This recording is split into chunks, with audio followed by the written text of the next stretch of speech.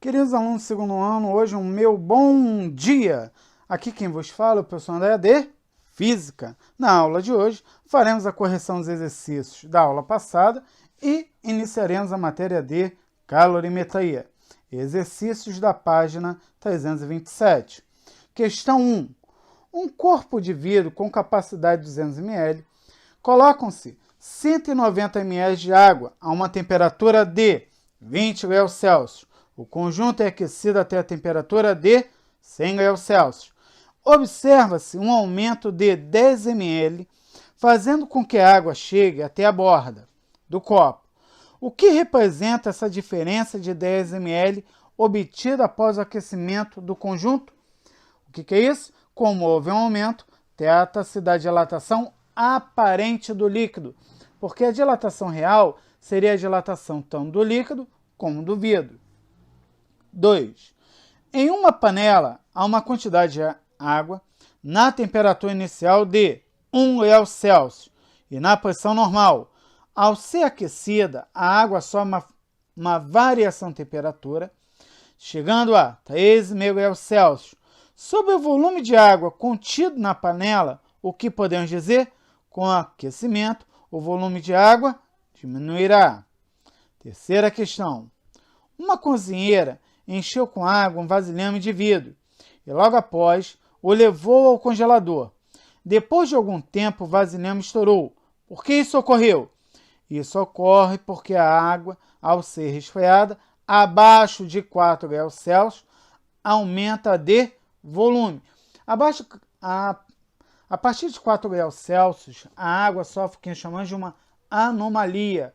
À medida em que a água vai esfriando, ou seja, ela vai se solidificando, né? Ela vai gerando cada vez mais gelo, o seu volume tende a aumentar. Por isso que pegarmos uma garrafa totalmente cheia de água, colocar no congelador, o que acontece com essa garrafa?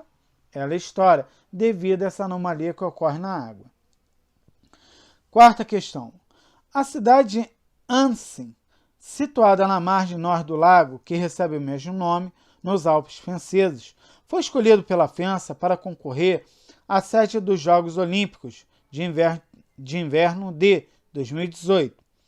O local tem uma belíssima paisagem e no inverno a temperatura do lago fica próxima de 0 graus Celsius. Suponha que num desses dias a temperatura da água inicialmente a 2 graus Celsius, sob uma variação chegando a 4 graus Celsius. Nessa situação, letra A, o que ocorre com o volume do lago? Diminui. O que ocorre com a densidade da água? Aumenta. Observe, no caso, o volume só aumenta a partir de quanto? Acima de 4 graus Celsius. Quinta questão. Após encher totalmente o tanque de gasolina de seu carro, um viajante cansado resolveu almoçar e dormir por algumas horas, deixando o carro estacionado ao sol. Quando retornou no fim da tarde, percebeu que uma pequena quantidade de gasolina havia transbordado do tanque por causa do aumento da temperatura. Diante dessa informação, o que é correto afirmar? O tanque de gasolina sofreu dilatação? Sim, todo material sofre dilatação com o aumento da temperatura ou com a diminuição da temperatura. 2. O coeficiente de dilatação volumétrica do material utilizado para fabricar, no caso o tanque, é menor do que o coeficiente de dilatação da gasolina? Essa também é correta. Por quê? O coeficiente de dilatação da gasolina é maior, faz com que a gasolina se expanda mais do que o tanque. A dilatação real sofrida pela gasolina equivale ao volume de gasolina derramado? Não. Lembre-se, tanto o tanque como a gasolina sofrem uma dilatação. O que é sofrer dilatação? Aumento do seu volume. Quarta questão. A dilatação do tanque foi menor do que a dilatação real da gasolina? Sim. Dessa forma, as questões corretas é 1, 2 e 4. Terceira questão que eu deixei aí no vídeo anterior para vocês resolverem. Determine o coeficiente de dilatação cúbica de um líquido que ocupa um volume de 40 centímetros cúbicos a 0 graus Celsius e 40,5 centímetros cúbicos a 60 graus Celsius. Bem, estou aumentando aqui a tela para ficar mais fácil a montagem das questões para mim e para vocês. O volume inicial dito é de 40 centímetros cúbicos a uma temperatura inicial de 0 graus Celsius. Esse volume final chega a quanto? A 40,5 centímetros cúbicos a uma temperatura final de quanto? 60 graus Celsius. Primeira coisa que eu vou calcular é a variação de volume. Ó. Variação de volume. Volume final menos inicial. 40,5 menos 40 vai dar 0,5 centímetros cúbicos. Com isso, vamos calcular o coeficiente de dilatação volumétrico, que é o gama. Quem é a variação de volume? Volume inicial vezes coeficiente de dilatação vezes temperatura final menos temperatura inicial. Variação de volume, 0,5. Volume inicial, 40. Coeficiente de dilatação volumétrica, Y, 60 menos. Deixa eu apagar aqui, gente, para eu fazer melhor aqui para vocês. Não é a temperatura final menos inicial, então é 60 menos 0, que vai dar quanto? 60 graus Celsius. Aqui é 60 menos 0, que vai dar 60. 40 vezes 60 vezes gama. Meio, que é a variação de volume, é igual a 40. 60 menos 0 dá 60 vezes gama. Então, o que nós temos? Que meio é igual a 40 vezes 60, 2.400 gama. Lembre-se, se A é igual a B, B é igual a A. Essa propriedade é a propriedade de simetria. Para quem? Para a igualdade. Se A é igual a B, B é igual a A. Eu simplesmente fiz com uma folha de papel, inverti. 2.400 gama igual a meio. Peguei esse valor aqui para baixo. 0,5 igual a 2.400, que vai dar 0,002. Vou apagar isso aqui tudo. Então, o que você anda aqui no caso? Você vai andar aqui, ó. 1, 2, 3, 4. 2 vezes 10 elevado a menos 4. Tudo bem? Dessa forma, estamos finalizando a correção dos exercícios da aula passada. A aula de hoje será sobre calorimetria. Introdução. É muito comum no nosso dia a dia as pessoas reclamarem: está calor de rachar, está um frio de doer. Para o nosso conforto físico e proteção do organismo, usamos roupas adequadas a cada estação. É comum também utilizarmos equipamentos ambientais, equipamentos que geram aquele ambiente, né? Que dê aquele conforto. Se é no frio, vamos usar uma lareira, um aquecedor. Se é como aqui no Rio de Janeiro, em janeiro, aquele verão enorme, acima de 40 graus, o que a gente usa? Um ar-condicionado. Isso a gente vai ambientando, melhorando o ambiente no qual estamos. Ventiladores, etc. Mas a importância do calor vai muito além da simples sensação que nos causa. Lembre-se, quando um corpo ganha, né, aumenta a sua temperatura, ele ganha calor. Quando um corpo perde calor, é porque sua temperatura diminui. O calor ele pode estar subindo à medida que a temperatura sobe, ou o calor pode estar descendo à medida que a temperatura cai.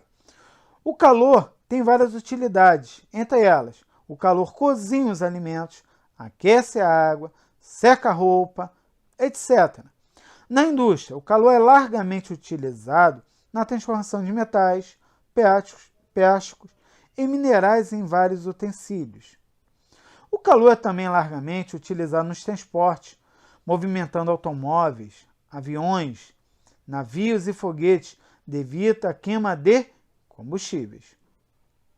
O calor faz girar turbinas, fabricar cerâmicas, transformar plásticos, enfim, o calor está presente em todas as atividades humanas, medicina, engenharia, indústria, transporte, etc. No nosso dia a dia mesmo, quando a gente corre, a gente gera calor. O calor que o homem utiliza provém de várias fontes. As principais são o sol, a terra, as reações químicas, atrito, energia nuclear, energia elétrica. Dessa forma, vamos iniciarmos o estudo da calorimetria. Calorimetria é a área da física responsável pelo estudo das trocas de energia térmica, em forma de calor, que ocorrem entre dois ou mais corpos e suas vizinhanças. Por meio da calorimetria, é possível saber qual é a temperatura de equilíbrio de um sistema de corpos e qual é a quantidade de energia térmica necessária para que se observe variações de temperatura ou mudança de estado físico no sistema. O que é então calor? Calor, como já falei na aula anterior, nas outras aulas, lá quando eu defini termometria, quando eu defini temperatura, eu defini calor. Calor é energia térmica em trânsito quando dois ou mais corpos estão em contato térmico, ocorrendo a transferência de calor, de energia entre eles, até que se estabeleça o que chamamos de equilíbrio térmico. O equilíbrio térmico, por sua vez, é a situação em que dois corpos atingem a mesma temperatura. Além disso, o calor sempre flui do corpo de maior temperatura para o corpo de menor temperatura. Vamos pensar em equilíbrio térmico prático? Estamos chegando ao inverno. Imaginem que o chuveiro elétrico queimou. O que a gente faz? Botamos água para esquentar. Pegamos um balde, enchemos com água, pegamos essa água quente e derramamos dentro do balde. O que ocorre com a água do balde? Ela passa a não estar nem mais fria, nem mais quente. Ela passa a estar morna. Em termos de calor, o que aconteceu com a água quente e a água fria? Elas passaram a ter uma mesma temperatura. À medida que a água quente vai perdendo calor, a água fria vai recebendo calor, gerando o que chamamos de equilíbrio térmico. Entendemos por contato térmico qualquer meio existente entre dois ou mais corpos que permita a transferência de calor entre eles, a questão da água quente com a água fria que eu acabei de falar, por um dos seguintes processos: contato, convecção e indução. Quaisquer transferências de calor entre dois corpos ocorrem segundo um ou mais desses processos. Esses processos a gente vai ver mais à frente, nos interessa primeiramente essas definições. Observação: sendo calor uma energia em movimento, não tem sentido em falar calor de um corpo. Quando essa energia está localizada no corpo, ela recebe o nome de energia térmica. Ou seja, não é o corpo em si. Esse corpo, ele está gerando calor, ou ele está recebendo calor. Daí a gente fala energia térmica de um corpo. Tudo bem? Vamos imaginar dois corpos A e B com temperaturas diferentes, conforme o exemplo a seguir.